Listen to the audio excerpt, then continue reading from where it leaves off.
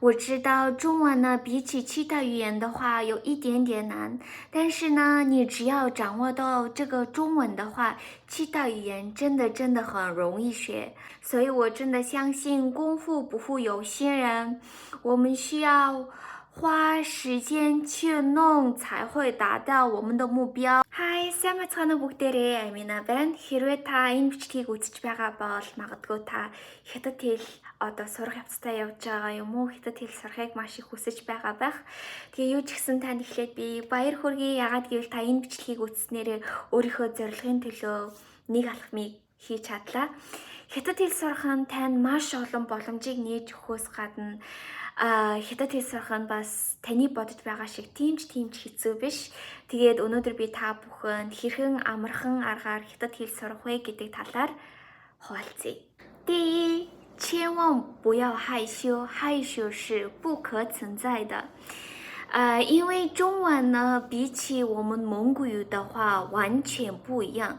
中文有4个发音，要发出来这个音调，我们需要大展开我们的口，还有说的要大声，要有很好的基础，标准的说出来是非常重要的。За нэгдүгээрх нь болохоор бид нар ичих гэдгийг бараг л мартах хэрэгтэй хятад хэл сурахын тулд. Яагаад гэвэл хятад хэл нь дуудлагынхаа хувьд ер нь бүх зүйлээрээ одоо монгол хэлнээс хамаагүй өөр. Хятад хэлний 4 дуудлагатай гэх жишээний тэгээд одоо зөв суурьтай зөв дуудлага дуудах нь маш их чухал. Тийм учраас амаа том ангаагаад маш чангаар тэгж одоо зөв дуудахтай болохын тулд одоо маш их тэгж бэлдэх хэрэгтэй байдаг. Тэгээ заримдаа гараараа илэрхийлж болно, эсвэл бүр толгоогоороо илэрхийлж болно. Жишээлбэл би одоо энэ хэдэн төгрөг вэ гэдэг өгүүлбэрийг би хятадаар хэлье.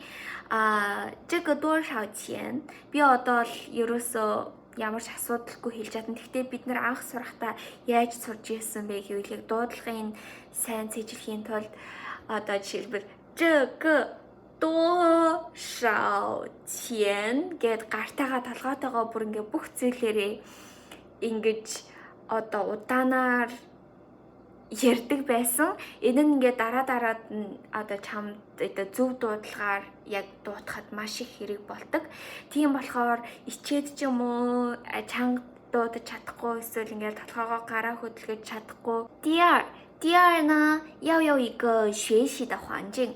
就现在你手机的设置还有你电脑的键盘都要变成到中文，还有你家里面的家具上都有贴上它的翻译啊。你有时间的时候呢，你可以唱中文的歌，念中文的诗，你也可以看儿童片。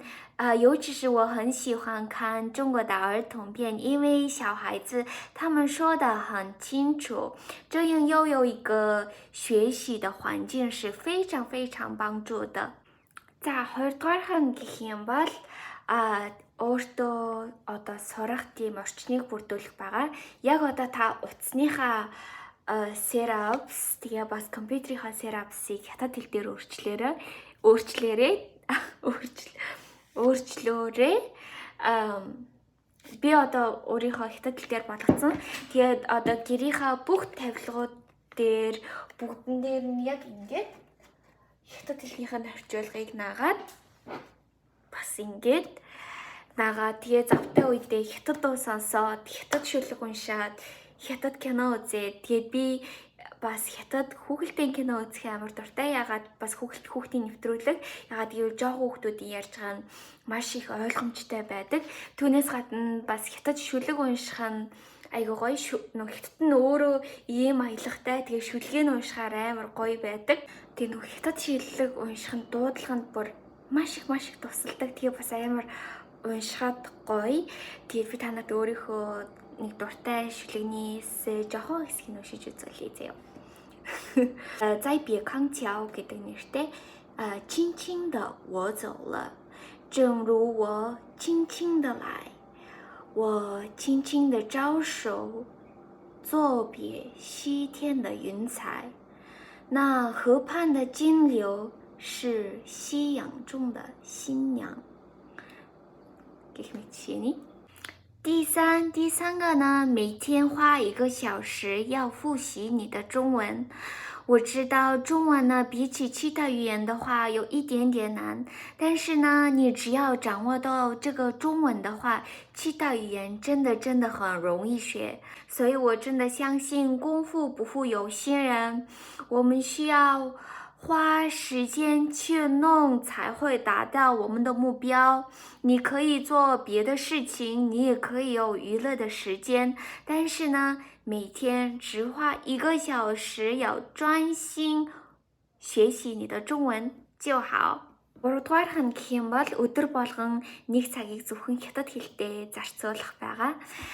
Ер нь бол хятад хэл нь бусад өөр хэлүүдтэй харьцуулах юм бол жоохон хэцүү, ягаад гэвэл хаанч дуудлага гээд маш олон зүйлүүдтэй. Гэхдээ та энэ хятад хэлийг сурчхал юм бол бусад хэлүүд ч юм уу маш амархан санагддаг. Тийм учраас яг 1 цагийг ямар ч нэгэн тийм өөрийг чинь сатааруулах зүйлгүйгээр яг хятад хэлтэй зарцуулах. 1 цаг магадгүй танд маш урт сонсогдож байж магадгүй.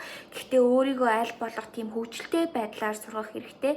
Сонсголоо бэлдээ, сонсголт чинь залхууртай санагдах юм бол үг цээжлэх чинь залхуутай санагдаад байх юм бол өөр юм уншиж үзээ, шүлэг уншиж үзээд, эсвэл шүлэг унших чинь хүртэл залхуутай санагдаад байх юм бол зүгээр хаанц бичих ч юм уу.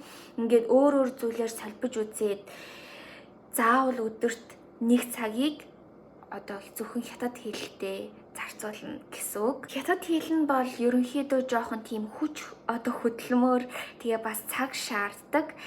Гэхдээ өгөх үр дүн болон дагуулж ирж байгаа ашиг нь бол маш их. Ялангуяа зөндөө олон тэтгэлгөө зарлж байна. Тэгээ хятад очиод үнгүү сурах маш олон боломжууд байна. Зөвхөн та энэ хятад хэлээр л ярьж чадах юм бол тийм учраас энэ боломжийг ашиглаарай. Миний хувьд ч гэсэн би хятад хэлийг сурснараа надад маш олон тэтгэлэг болон маш олон тийм боломжуудыг олгосон.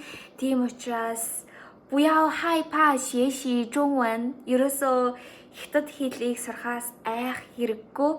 要勇敢地学习中文，建造你的美好的未来. Өнөөдрийн бичлэгийг үзсэн маш их баярлалаа. Өнөөдөр миний бичлэг болохоор ерөнхийдөө beginners буюу дөнгөж эхэлж сурж байгаа хүмүүст өгсөн зөвлөгөө байлаа. Хэрвээ та HSK 5 6 энэ өндөр төсийг яаж авах вэ гэх юм уу, өөр бас хятад хэлний талаарх асуулт байх юм бол надаас комментээр асуугаарай.